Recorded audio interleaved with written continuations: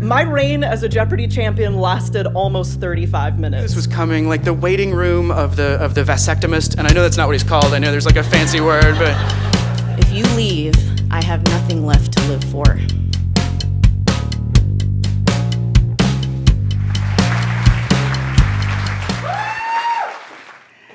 My husband, Mark, died 18 months ago. Before he died, he made certain things clear to me. He said, sell the house. And as hard as it was for him to say this, he said, I'd like you to find a new relationship. Well, I couldn't imagine doing either. I loved my home. It was filled with our memories, and I couldn't imagine being with another man. He said, Julia, there would be ghosts in this house. And he was very worried about me being alone. We had this discussion several times. We went back and forth, and it always ended with him saying, do what you want, I won't be here. Well, he was right. Shortly after he passed away, the house felt like it had ghosts. I was uncomfortable being there. It felt hollow, and I couldn't sleep there. So I found a realtor, and a few months later, the house went on the market. At the same time, I found a new subdivision, and I picked a lot, and I started building a house from scratch. My house sold in April, and my new house was ready in July, 1 year and 1 day after my husband passed away. So I moved in, and it was a new chapter in my life. But I noticed a new feeling develop, one I'd never felt before, and I didn't recognize right away.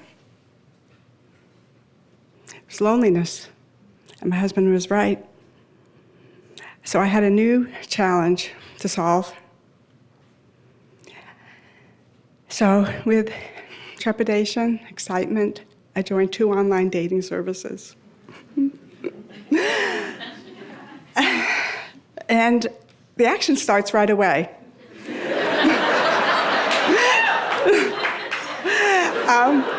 But there are scams, and there are oddballs, and an assortment of characters. But there are genuine people looking to connect. My first date was on a Sunday at 2 p.m. at the National Art Museum. We were going to meet in the lobby, and I got there first. It felt very surreal to be waiting for a man that wasn't my husband. So I distracted myself by looking at the artwork. But then suddenly, a man's arms were around me. He stepped on my toe, and he started singing the John Lennon song, Julia, in my ear. So I pulled back to see who this was, and I also realized that his profile picture was about 10 years old. Well, I knew in a blink of an eye there was no future here, but it takes a lot of courage to get dressed up and to meet a total stranger. So I said, well, let's sit down and talk. And we sat down, we talked for about an hour, and he talked a lot about his illnesses. And then he excused himself to go to the bathroom, and he said to me, please don't leave while I'm gone. So I said, of course, I'll be here when you get back. So he left.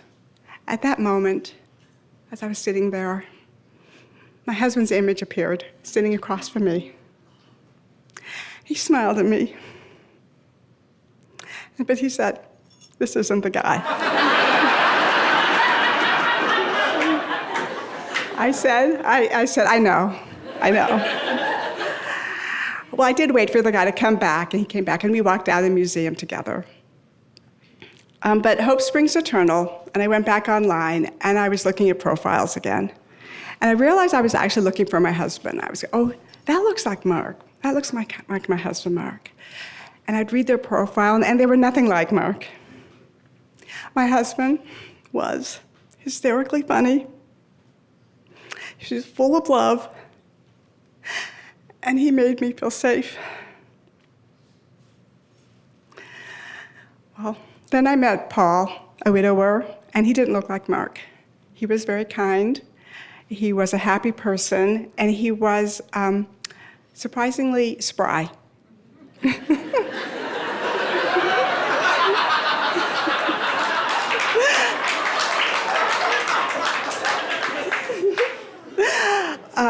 But the relationship moved kind of slow because I was setting the pace, I was holding back. We would see each other once a week and maybe a second time. We would text once, maybe twice. I was trying to form myself around a new man, and I couldn't feel the chemistry, and I was feeling out of sync, and just it felt artificial. And there were differences. And when I was with him, he said many times, "Julia, I've never met anyone like you." And I remember being at his house and the surprise I felt when I discovered he was a Republican. And he was equally shocked, believe me, to find out I was a Democrat. And we just looked at each other, we laughed, and he said, "I can get along with anyone." And I realized, actually, it's not the deal breaker you would think. We continued seeing each other, and but I realized we hadn't really kissed. And I thought perhaps if we entered that physical realm, I might feel more connected to him. So he was at my house one night, and we were sitting on my couch, and he was about to get up to leave. And so I gently took his hand, and he sat back down, and he said, "This is always an awkward thing." And, I'd been with my husband 34 years, and now I'd been single for over a year, and I couldn't imagine this moment ever occurring in my life, being with another man in an intimate way. I thought I might burst into tears, I might run out of the room, I might go frigid. I just didn't know what was going to happen. But there I was, and we were holding each other's hand, and we started to kiss, and it felt natural. And we held each other a long time, and we let the kisses linger, and his lips were very warm. Well, on Saturday we got together, and it was fun in every way. And 3 days later was New Year's Eve, and I just assumed he would make the plans, and I waited to hear from him, and I didn't. So I made some quick plans with some friends. But I decided to call him that at midnight, or text him at midnight, a little romantic text, "Happy New Year, sending you a New Year's Eve kiss." Well, I didn't hear back, so I went to bed. And when he gets my text, and he reads it, it timestamps on my phone so I can see when he reads it. And he didn't read that text till 9:47 a.m. the next day. So I felt the shift, and I immediately got very sad. And I waited, and then I decided, what, I'm going to call him. I've never called him. So I called him, and I got that auto response, which was, "Sorry, can't come to the phone right now." So I called a girlfriend of mine in California. She's my age, and she's been single about 20 years, and she has turned into my sort of dating guru this time.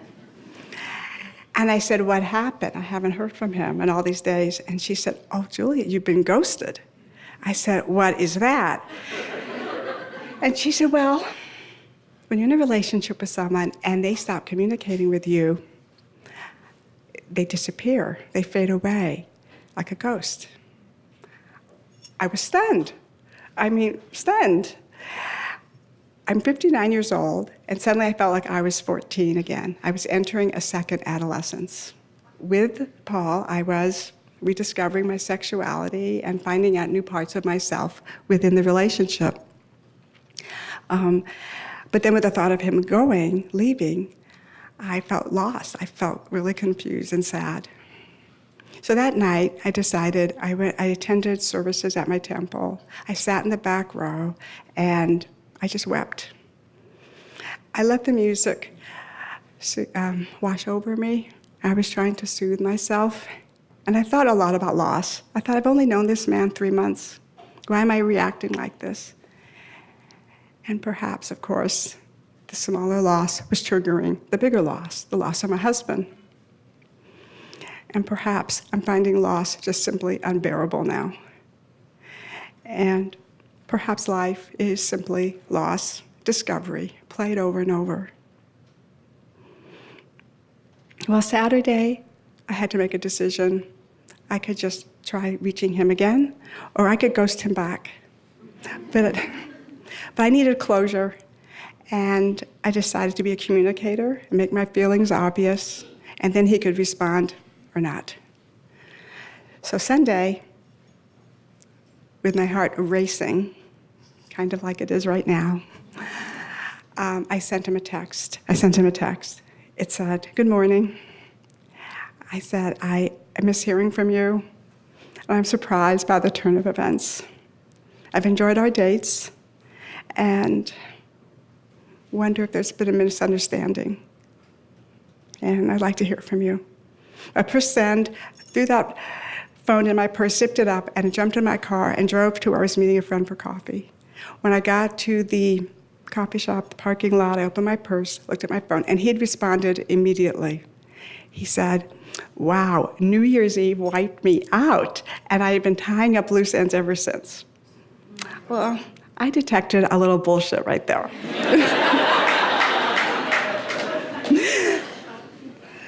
And, but, it's been 3 days since New Year's Eve. But then he added, "You know what, I would really like to see you, and we're open all day today." So I said, "Well, there's this Italian bistro between where we live. Why don't we meet there at 1 o'clock? And he said, "Sure." He said, "I could even pick you up." I said, "No, that's fine. We'll just meet there." So I got there, and I saw his car in the parking lot, and I walked in feeling really vulnerable.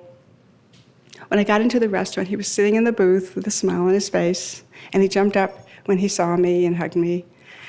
And we sat down, we had lunch, and we were just chatting lightly.